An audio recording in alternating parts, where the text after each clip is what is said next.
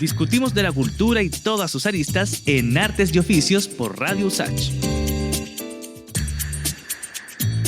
Estamos de vuelta a la 94.5. Escuchamos a Taller de Jao con Caminito, un clásico ahí del año 2001. Mucho tiempo atrás en la música nacional. Y tal como lo comentábamos al inicio del programa, el pasado 29 de agosto tuvo lugar en La Moneda la conmemoración del Día Internacional de la Desaparición Forzada, instancia en la que el presidente Gabriel Boric reafirmó su compromiso con la búsqueda de detenidos desaparecidos y anunció el compromiso también por la búsqueda de un financiamiento permanente para los sitios de memoria. Actualmente estos espacios, que funcionan como garantía de no repetición de las graves violaciones a los derechos humanos ocurridas durante la dictadura cívico-militar, necesitan ser financiados por la ley de presupuesto, situación que ya los ha puesto en aprietos en discusiones pasadas, siendo afectados también principalmente por discursos negacionistas desde la oposición. Así que para conocer un poquito más acerca del estado actual de los sitios de memoria en nuestro país, ya nos acompaña acá en Radio USACH Marcelo Acevedo, presidente de la Corporación Estadio Nacional Memoria Nacional y también presidente de la Coordinadora Nacional de Sitios de Memoria. Bienvenido, Marcelo. Muchas gracias, Paula. Gracias a ti por venir nuevamente. Recuerdo que estuvimos conversando el año pasado también acá en el programa, sobre todo respecto a la situación en general de los sitios de memoria. Y quería partir esta conversación contigo, Marcelo, preguntándote en especial acerca de este anuncio que se hace el viernes 29 de agosto, donde finalmente se asegura este financiamiento permanente para los sitios de memoria, dejando de lado esta dependencia con la ley de presupuesto. ¿Cómo viste tú este anuncio, sobre todo ya en este último año del presidente Gabriel Boric, siendo que también había sido un anuncio que se ha ido repitiendo en medio de distintas conmemoraciones también? Sí, ese yo creo que es el problema que hace rato venimos nosotros escuchando estos anuncios. Yo me acuerdo perfectamente el año 2023, para los 50 años, yo viajé a Valparaíso, al Centro Cultural Valparaíso, donde efectivamente se iba a anunciar la ley de sitios de memoria. Estuvimos con el ministro Lizalde, anunciamos la ley y todo, y no pasó nada. Entonces yo estoy un poco escéptico siempre de las cosas, mientras no se presenten en el Congreso, ¿cierto? Y se tramiten. Yo siempre soy escéptico, pero siempre los anuncios, ¿cierto?, a través del presidente de la República son interesantes, ya que eso nos permite a nosotros un poco empujar más, ¿cierto?, el tema de los sitios de memoria, y no solamente el tema del financiamiento, sino que también todo lo que conlleva, ¿cierto?, el sitio de memoria, porque el sitio de memoria no funciona solamente con dinero, no es que nosotros estamos pidiendo solamente dinero, sino que efectivamente los sitios de memoria sean espacios de reflexión, sobre todo en esta época, ¿cierto? Sitios también que son parte de la cultura chilena, son sitios también, ¿cierto?, que efectivamente entregan mucho más que transmitir la memoria histórica, sino que además son sitios colectivos. Nosotros, por ejemplo, en el Estadio Nacional, efectivamente hay juntas de vecinos, lanzamiento de libros, son sitios culturales, son sitios efectivamente que marca también un derrotero, ¿cierto?, a la cultura, a la contingencia, a la política y también a los espacios de reflexión. Uh-huh. Ahí, Marcelo, sobre todo pensando como en este escepticismo que no solamente he escuchado de ti, sino también de otros representantes de distintos sitios de memoria, ¿cómo han visto en general las discusiones del presupuesto durante los últimos años? Porque ya comentábamos que finalmente el financiamiento de los sitios de memoria depende mucho de la ley de presupuesto. A partir de esas discusiones, la gente de oposición tiene un pensamiento, la gente del oficialismo también, y no se termina asegurando nada, y como que hay problemas también de financiamiento durante todos los años. Entonces, ¿cómo ves también ahí ese diagnóstico? Sí, bueno, siempre hemos sido como una moneda de cambio los sitios de memoria, y no solamente los sitios, estamos hablando también incluso del Museo de la Memoria, que lo mencionaba un poco antes, el mismo NIDH, siempre han sido, hablo de la política de memoria y derecho humano en general, ha sido una moneda de cambio en el Congreso, sobre todo en el tema del presupuesto, donde efectivamente gran parte de la derecha como que chantajea un poco al gobierno con ciertas indicaciones para poder darle cierto financiamiento a los sitios. Y eso creo que ha venido marcando el derrotero de muchos años atrás. Y se ha venido acrecentando, ¿cierto? Y se ha ido como corriendo al tejo cada vez más. De hecho, más el año pasado, los parlamentarios solicitaron porque el presupuesto siempre nosotros lo habíamos recibido a través del Ministerio de la Escultura, ¿cierto? A través de la Unidad de Patrimonio, a través del Servicio del Patrimonio a los sitios. Ahora, efectivamente, no sé, la indicación fue que pasara por la Subsecretaría de Derechos Humanos, que es una cartera distinta, que no tiene tampoco el personal como para poder, ¿cierto?, administrar los recursos ni entregarlos a los sitios de memoria. Al final se tuvo que hacer como una vuelta, porque la Subsecretaría tuvo que pasar los recursos igual al Servicio del Patrimonio, para que el Servicio del Patrimonio nos pasara a nosotros. Entonces, es casi ridículo la discusión, y espero que efectivamente ahora con este anuncio que más bien, y yo quiero anticipar también acá, no va a ser una ley de sitio, no va a ser una ley de memoria, que nosotros lo que también empujábamos un poco, va a ser más bien una ley de financiamiento de sitio de memoria. ¿Ya? O sea, se acota un poco más el proyecto, ¿cierto? O el anteproyecto, netamente al financiamiento de los sitios de memoria. No tengo el proyecto a mi mano, por lo tanto, yo voy a dar como directrices generales de lo que a mí me anunciaron la subsecretaría cuando tuvimos una reunión la semana pasada, que tiene que ver con 3 componentes bases, ¿cierto? El primer componente se supone que va a ser para la subsistencia de los sitios y ese va a ser un componente basal, ya que no va a ser concursable. Pero sí los otros 2 van a ser concursables, ¿ya? Que tiene que ver con temas ya estructurales, ¿cierto? O de hacer un proyecto de un sitio. Hay que ver bien el tema del proyecto de ley, pero se supone que con esto nosotros, a lo menos para la subsistencia del sitio, ¿cierto? Podríamos tener un financiamiento basal, ¿cierto? Y permanente. Ahora bien, independiente que haya ley o no, el tema del presupuesto siempre va a ser una moneda de cambio, la ley de presupuesto, porque independiente, si los parlamentarios quieren dejarnos sin presupuesto una ley, lo pueden hacer. Entonces siempre estamos como un poco peleando, ¿cierto? O tratando de empujar, ¿cierto? Que no se use como moneda de cambio los sitios de memoria, pero esperamos efectivamente con ansia este proyecto de ley, esperamos que no solamente el proyecto de ley cumpla las expectativas, ¿cierto?, de los sitios de memoria, sino que también sea presentado y ojalá tramitado con rapidez, porque una cosa es que el anteproyecto, otra cosa es que se presente y otra cosa es que duerma en el Parlamento 5 años. Entonces, ¿qué hacemos entre tantos? Yo creo que hay que darle rapidez. Esa rapidez, por supuesto, tiene que ser participativa con los sitios de memoria. Nosotros, obviamente, vamos a estar dispuestos a ir al Congreso, ¿cierto?, a las comisiones necesarias para poder poner, ¿cierto?, nuestros puntos de vista respecto a las problemáticas tanto del proyecto, las problemáticas que tiene cada sitio, ¿cierto? Porque además los sitios somos diferentes, porque algunos sitios ya tenemos, por ejemplo, una infraestructura, ¿cierto?, para hacer un trabajo de memoria. Hay otros que no tienen nada, por ejemplo, Horno de Lonquén o Cerro Chena, que gritan, ¿cierto?, por un memorial, ¿cierto?, un espacio de memoria para hacer un trabajo de memoria. Entonces somos muy diversos los sitios de memoria, por lo tanto, en esa diversidad espero que no se acote mucho el tema del proyecto de ley o la ley después cuando se promulgue, ¿cierto? Y tengamos, ¿cierto?, problemas de ejecución de la ley. Entonces, creo que hay que puntualizar bien, hay que estudiarla bien, hay que ver bien los puntos críticos, ¿cierto? Y ojalá que el Parlamento dé el ancho, ¿cierto? Sobre todo por una obligación que tiene el Estado, ¿cierto?, a través de la justicia transicional, ¿cierto?, de reparación y en este caso de memoria, ¿cierto?, para con los sitios y para con la comunidad en general, porque los sitios de memoria, yo siempre he dicho, no son de los corporaciones o fundaciones, ¿cierto?, o agrupaciones que administran los sitios, son patrimonio de Chile y por lo tanto los sitios de memoria están abocados, ¿cierto?, a la sociedad completa. Marcelo, nos comentabas que, finalmente esta propuesta y esta resolución de anteproyecto de ley finalmente es como más bien pragmática, como que solamente se fija en el financiamiento, que me imagino que es distinta como este proyecto que ustedes postulaban y proponían como desde el 2016. Recuerdo que hay una revisión muy anterior también. Claro, efectivamente, está muy distinto a eso, está muy alejado de eso, está muy alejado también de cualquier otra ley de memoria un poco más profunda, de conversar lo que es la memoria histórica o traspasar, ¿cierto?, los conceptos de memoria histórica que son a nivel internacional de Chile. Esto más bien, como tú dices, más bien pragmática.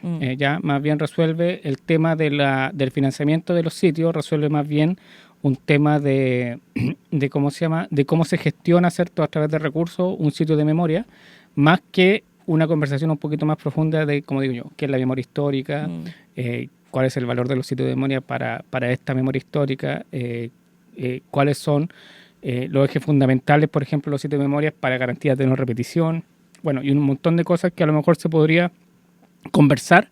Ahora, sin perjuicio, hay una ley paralela que es la ley de patrimonio que se está tramitando en el Congreso, que lleva hace muchos años ya, se hizo una consulta indígena, consulta ciudadana, ya estamos menos casi en el derrotero, esperemos casi final. Y ahí también abordó el tema de los sitios de memoria, sobre todo con la declaratoria, que hay que recordar que los sitios de memoria, como tal, jurídicamente no existen. Por lo que se hace es declarar monumento histórico, ¿cierto? Sí. Y eso lo hace a través del Consejo de Monumentos Nacionales. Por lo tanto, nosotros, una de las exigencias que también hacíamos a través de esta ley de sitios de memoria, era el reconocimiento explícito, ¿cierto?, en el Consejo de Monumentos Nacionales de sitios de memoria. ¿Ya? Como que no existe la categoría, finalmente. No existe la categoría. Entonces, acá en el Congreso, ¿cierto?, se está discutiendo esta ley de patrimonio y se incluyó la categoría de sitios de memoria. Por lo tanto, estaría resuelta por esta otra ley, Ya. ¿ya? A lo menos ese punto. Nos quedaría flaqueando siempre el tema de la entrega de los sitios de memoria a las organizaciones que hacen un trabajo de memoria. Ya. ¿Ya? Ahí nos queda, ¿cierto?, un vacío legal, por decirlo de alguna forma, porque tenemos, por un lado, que vamos con la ley de patrimonio vamos a resolver el tema de la declaratoria de sitios de memoria. Por este otro lado, con esta ley vamos a resolver, ojalá, el financiamiento de los sitios, Ujú. pero nos quedaría el tema de la entrega. ¿Por qué? Porque el tema de la entrega es un tema súper complejo porque hay sitios que, por ejemplo, están en manos, la mayoría en bienes nacionales y otros, por ejemplo, incluso del ejército. Ya. Entonces, vamos a quedar como con la mesa con la pata coja, como se dicen, esperando de cómo resolver efectivamente de que el Estado de Chile en su conjunto, ¿cierto?, tenga obligación de entregar esos espacios que fueron de prisión, tortura y exterminio a las organizaciones que hacen un trabajo de memoria. Y ahí efectivamente va a haber un punto crítico de yo creo que de aquí en adelante cómo lo podemos resolver una vez que tengamos esta ley de patrimonio y esta ley de financiamiento de sitio de memoria. Hasta ahora se ha resuelto con lo que siempre hemos alegado, con la buena voluntad de las autoridades. Pero yo creo que la buena voluntad tiene que superarse. Nosotros ya estamos exigiendo más bien política pública y como política pública el Estado tiene el deber y la obligación de reparar. Y dentro de la reparación es la entrega del sitio de memoria para hacer un trabajo de memoria a la comunidad. No estamos haciendo un trabajo de memoria para nosotros mismos, es un trabajo de memoria para la sociedad completa. Ujú. Estamos conversando junto a Marcelo Acevedo, presidente de la Corporación Estadio Nacional, Memoria Nacional y también presidente de la Coordinadora Nacional de Sitios de Memoria. Y a propósito de lo que comentabas ahí, Marcelo, de esta falta finalmente como de una política pública ligada a la memoria histórica, a los sitios de memoria también.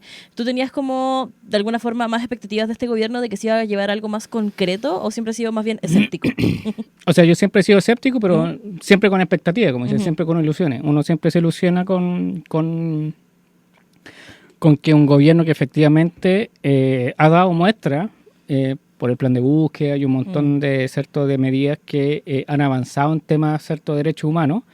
Pero el tema de sitio de memoria siempre quedó pendiente y relegado. Y yo se lo hice saber, lamentablemente, al presidente de la República cuando el 10 de diciembre, ¿cierto?, se entregó el informe del INDH en el Estadio Nacional y ahí me tocó dar un discurso y yo a lo menos le dije, ¿cierto?, en ese discurso, lo emplacé al presidente de la República en que cumpliera, ¿cierto?, su palabra respecto a los sitios de memoria, que estábamos quedando relegados de este plan o este paquete de medidas, como también el gobierno lo mencionó, para el 2023, este paquete de medidas de derechos humanos y memoria, ¿cierto?, que yo fui a Valparaíso y que al final no se concretó. Entonces,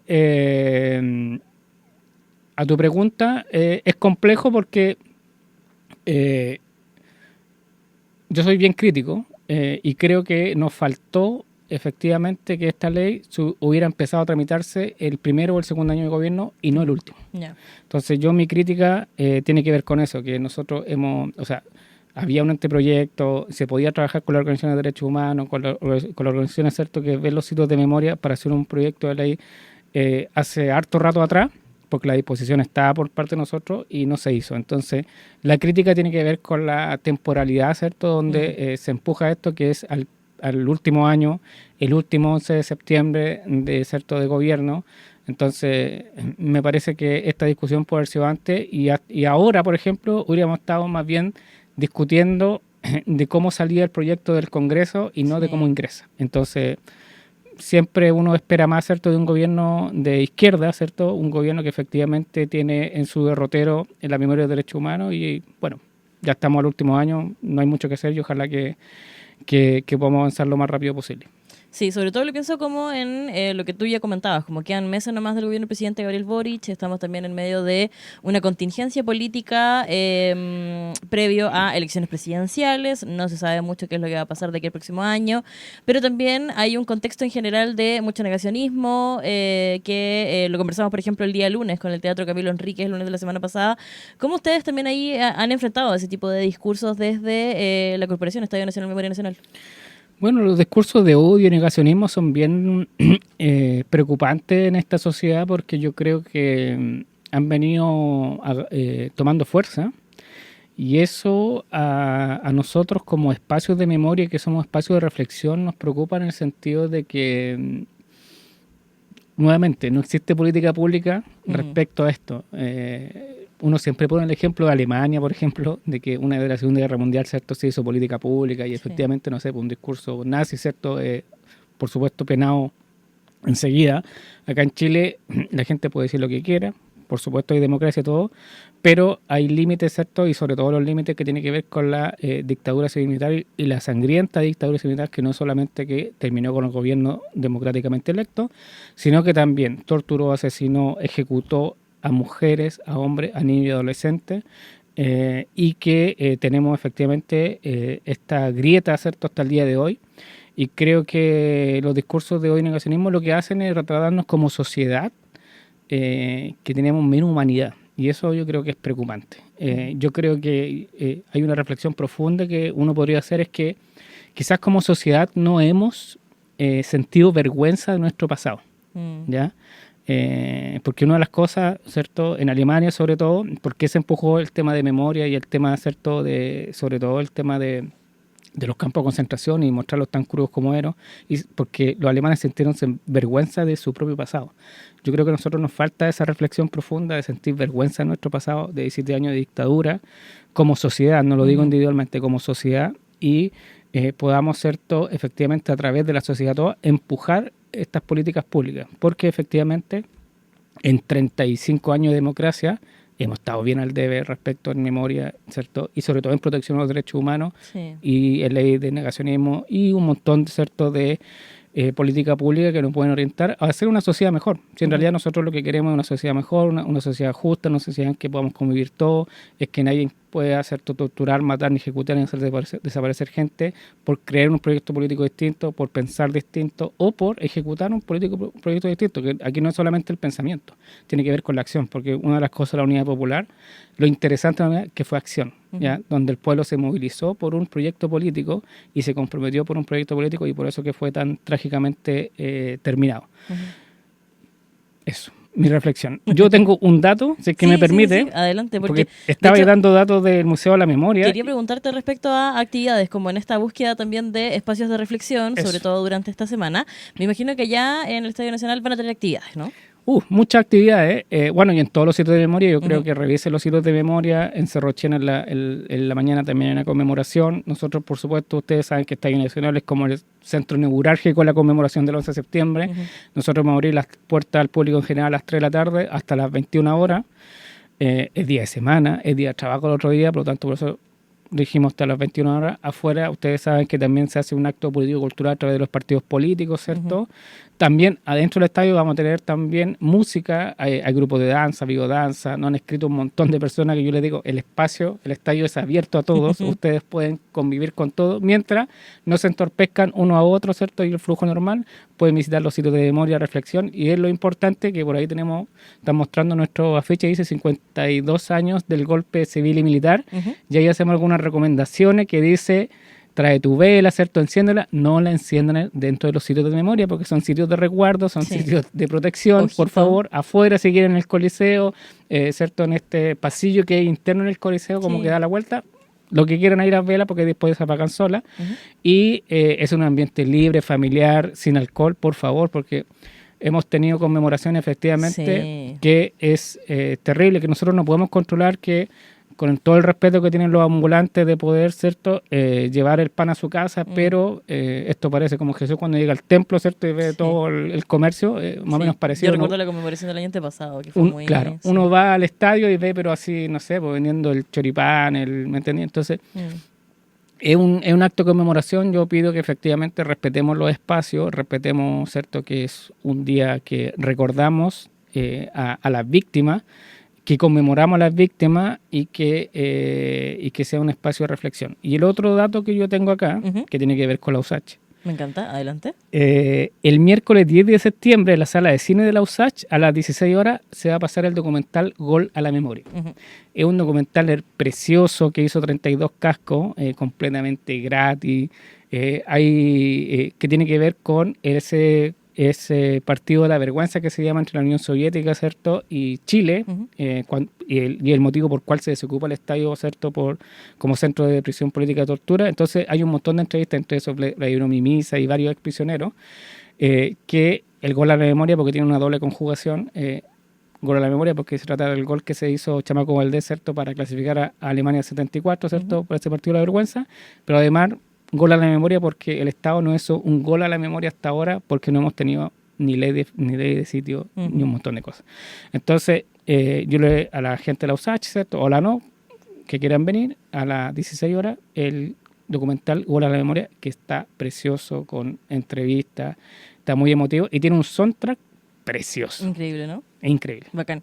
Eso se va a estar realizando de manera completamente gratuita, así que pueden descargar los tickets ahí en Portal Tickets y luego del visionado hay un conversatorio que voy a estar moderando, así que pueden ir. Mira, yo estoy casi comprometido a venir.